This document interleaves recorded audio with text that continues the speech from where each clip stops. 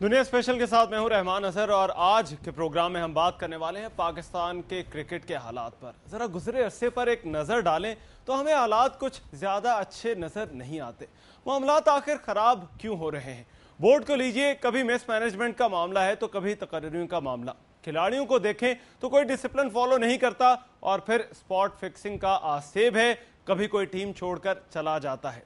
Matches और team की सूरत हाल देखें तो कौमी टीम गुजरे साल में कोई भी वनडे सीरीज या टेस्ट सीरीज जीतने में नाकाम रही। एक T20 सीरीज जीती, वो भी ऑस्ट्रेलिया के खिलाफ, और बाकी 3 T20 सीरीज हम हार गए। पाकिस्तान की क्रिकेट इस वक्त किस नहज पर है, क्या हालात हैं, और ऐसे में जबकि वर्ल्ड कप सर पर आ चुका तो हमारी तैयारियां क्या हैं? हमारे पास सबसे पहले इस बारे में एक रिपोर्ट है, वो रिपोर्ट देखिए, फिर वापस आकर इस बारे में मजीद गुफ्तगू करते हैं। सीमाप सिफ्त होना इंसानों की खूबी या खामी समझा जाता है, लेकिन ये पाकिस्तान की हर क्रिकेट टीम का ट्रेडमार्क रहा है। पल में तोला, पल में माशा। 1975 वर्ल्ड कप के सेमीफाइनल में पाकिस्तान वेस्ट इंडीज के खिलाफ जीता हुआ मैच हार गया। 1987 में क्रिकेट किंग वेवन रिचर्ड ने पाकिस्तान को टूर्नामेंट की फेवरेट टीम करार दिया, मगर हमारी मजबूत टीम सेमीफाइनल में ऑस्ट्रेलिया के हाथों बाहर हो गई। कुछ खिलाड़ियों पर मैच फिक्सिंग के इल्जामात भी लगे। 25 मार्च 1992 पाकिस्तान क्रिकेट टीम की तारीख का बहुत बड़ा दिन था। मेलबर्न क्रिकेट ग्राउंड पर पाकिस्तान ने इंग्लैंड से मैच भी छीन लिया और वर्ल्ड कप भी। इस टूर्नामेंट में जहां किस्मत ने हमारा साथ दिया, वहां फाइनल समेत आखिरी 5 मैच पाकिस्तान ने डंके की चोट पर जीते। इमरान खान की कप्तानी की फिर धाक बैठी। जावेद मियांदाद और रमीज राजा का तजर्बा काम आया। वसीम अकरम और इंजमाम का टैलेंट निखर कर सामने आया। मार्च 1992 से जून 1999 तक पाकिस्तान के 2Ws ने दुनिया से अपनी बॉलिंग का लोहा मनवाया। क्रिकेट लेजेंड इमरान खान का कहना है कि 1999 के वर्ल्ड कप की टीम पाकिस्तान की तारीख की मजबूत तरीन टीम थी, लेकिन 20 जून को लॉर्ड्स की ग्राउंड में एंटी क्लाइमैक्स हो गया। ऑस्ट्रेलिया ने पाकिस्तान को फाइनल में ढेर कर दिया। पाकिस्तान की टीम पर फिर जुए के इल्जामात लगे, वसीम अकरम पर शायद इसलिए ज्यादा कि वो कप्तान थे। जून 1999 के बाद जहां ऑस्ट्रेलिया ने तकरीबन 10 साल तक दुनिया क्रिकेट पर हुक्मरानी की, वहीं पाकिस्तान की टीम जवाल और नॉन प्रोफेशनलिज्म का शिकार होती चली गई। बीच में ब्रिलियंस और टैलेंट के आसार भी कहीं कहीं नजर आए, लेकिन मौजूदा हालात में ये आसारे कदीमा ही लगते हैं। खिलाड़ियों पर मैच फिक्सिंग और जुए के इल्जामात भी लगते रहे और कुछ इंक्वायरियां भी हुई। पिछले साल कौमी टीम का 4 माह का दौरा बरतानिया कौम और क्रिकेट के शायकीन के लिए एक ड्राउना ख्वाब बन गया। बरतानिया की जमीन पर इंग्लैंड और ऑस्ट्रेलिया के खिलाफ सीरीज के दौरान पाकिस्तान की टीम के पांव से जमीन खिसक गई। बरतानिया के प्रेस ने पाकिस्तानी टीम पर जुए का बम फेंक दिया। तकरीबन आधी टीम मैच फिक्सिंग और स्पॉट फिक्सिंग के इल्जामात की जद में आ गई। आईसीसी इन हुई, इंक्वायरियां शुरू हुई। कौमी टीम 6 में से 4 टेस्ट मैच हार गई। पाकिस्तान इंग्लैंड से वनडे सीरीज भी हार गया। अकमल बरादरान और वहाब रियाज को तो इब्तदाई रिलीफ मिला, मगर मोहम्मद आसिफ, मोहम्मद आमिर और इंग्लैंड सीरीज के कप्तान सलमान बट का मुस्तकबिल गैर वाजे है। 19 फरवरी को शुरू होने वाले 10वें वर्ल्ड कप के लिए कौमी टीम का चुनाव भी एक सवालिया निशान बन रहा है। 5 फरवरी को इंटरनेशनल क्रिकेट काउंसिल का ट्रिब्यूनल पाकिस्तान के इन खिलाड़ियों के मुस्तकबिल का फैसला करेगा, लेकिन वर्ल्ड कप तो 20 फरवरी को शुरू हो रहा है। कौम और शायकीन हैरान भी हैं और परेशान भी। हमारी क्रिकेट टीम किस शक्ल, किस तैयारी और किस अज़म के साथ वर्ल्ड कप में शामिल होगी, ये एक बड़ा सवाल है। और इससे भी बड़ा सवाल ये है कि पाकिस्तानी क्रिकेट को श्रीलंका की टीम पर हमले से ज्यादा नुकसान पहुंचा या स्पॉट फिक्सिंग के इल्जामात से। रिपोर्ट आपने देखी पाकिस्तान क्रिकेट के हालात शुरू से लेकर अब तक। आखिर हमारी क्रिकेट के साथ हो क्या रहा है, ये हमारा आज का सवाल है। और हमारे साथ आज जो गुफ्तगू होगी उसमें शामिल होंगे तौकीर ज़िया, बोर्ड के चेयरमैन रह चुके हैं। उनसे भी हम पूछेंगे कि बोर्ड के मामलात किस तरह से चल रहे हैं। फिर साथ ही साथ सरफराज नवाज साबिक क्रिकेटर हमारे साथ होंगे और गुलाम मोहिउद्दीन फिल्म स्टार हैं, खुद भी क्रिकेट से खासा जो है इनकी दिलचस्पी है, क्रिकेट खेलते भी रहे हैं। बहैसियत फैन और एक ऐसे शख्स के तौर पे जो कि क्रिकेट को फॉलो करता है, उनका क्या कहना है, उनसे भी बात करेंगे। सरफराज नवाज साहब, आपसे शुरू करूंगा। ये हमारी क्रिकेट के साथ हो क्या रहा है? क्या बोर्ड का मामला है, खिलाड़ियों का मामला है, या फिर हमारी किस्मत ही खराब है? देखें, ये कोई नई कहानी नहीं जो अभी स्पॉट फिक्सिंग ये तो इंग्लैंड में बड़ी पुरानी चल रही है। आप देखें 94 में ये नॉटिंघम जो वनडे था 360 और रन पाकिस्तान की बॉलिंग ने कराई, जो पहले 3 टेस्ट में इंग्लैंड को डिफीट कर रहा था।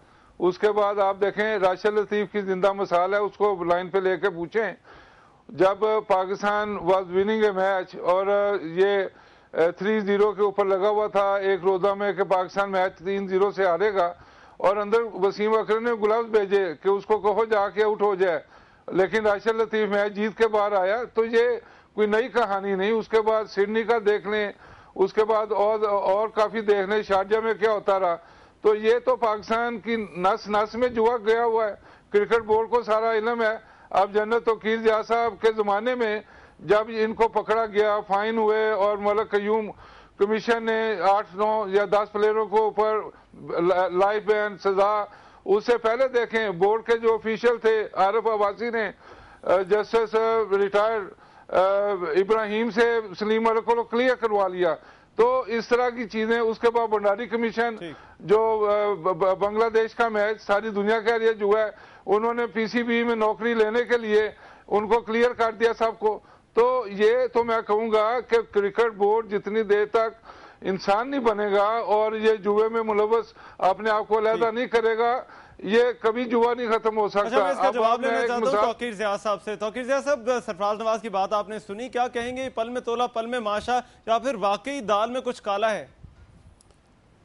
देखिए रहमान, बात यह है कि क्रिकेटिंग सेंस से सरफराज शायद ठीक कह रहे होंगे, लेकिन तमाम चीज़ें जो हैं वो क्रिकेटिंग सेंस से तो हल नहीं होती।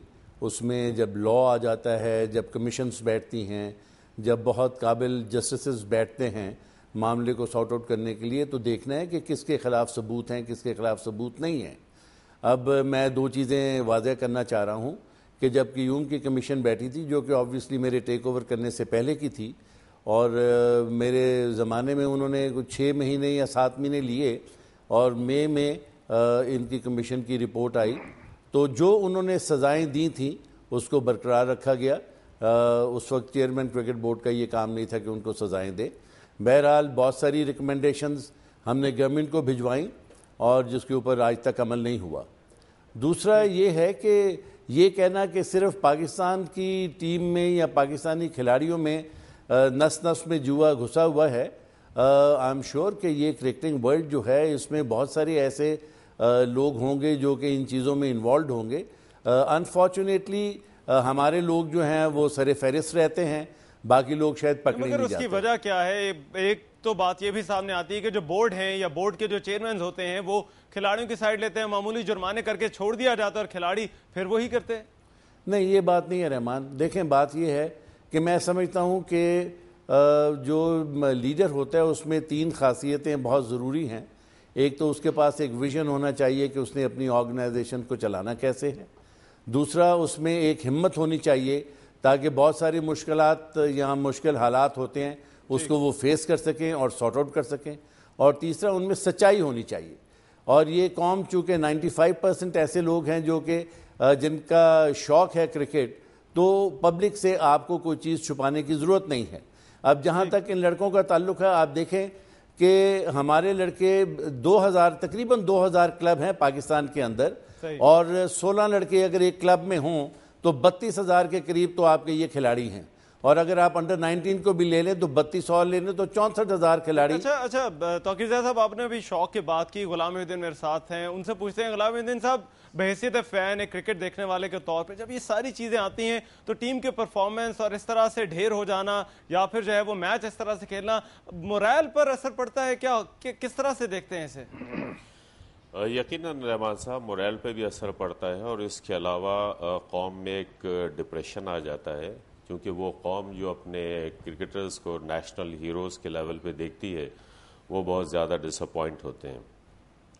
और दूसरी बात ये है कि जब इस किस्म की खबरें आती हैं तो जब बड़े अच्छे मैचेस होते हैं, जिस तरह वर्ल्ड कप हो रहा है या और दूसरे टूर्नामेंट्स होते हैं, तो लोगों के पास एक ही इसका जवाब होता है, यार छोड़ो, सब मिले हुए हैं, ऐसे जुआ चल रहा है, क्या टाइम वेस्ट करना।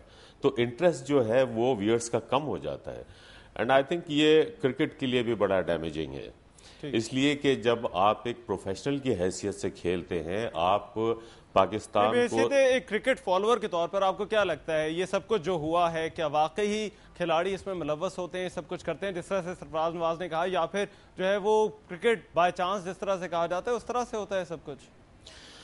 हाँ, देखिए, मुझे जो खबरें मिलती हैं वो तो मीडिया के थ्रू मिलती हैं, लेकिन सरफराज नवाज साहब का जहाँ तक ताल्लुक़ है, वो चूँकि जिसे कहते हैं ना कि अंदर के आदमी हैं, जो माशाल्लाह एक बहुत बड़े टेस्ट क्रिकेटर भी रह चुके हैं, बहुत बड़े बॉलर रह चुके हैं, उनको बोर्ड के अंदर और ये सारी जो इंटरनल स्टोरीज हैं उनका ज़्यादा इल्म है। लेकिन ऑल ओवर जो चीज़ सामने आई है उससे डेफिनेटली एक डिसअपॉइंटमेंट होती है और दिल दुखता है कि ऐसा क्यों हो रहा है।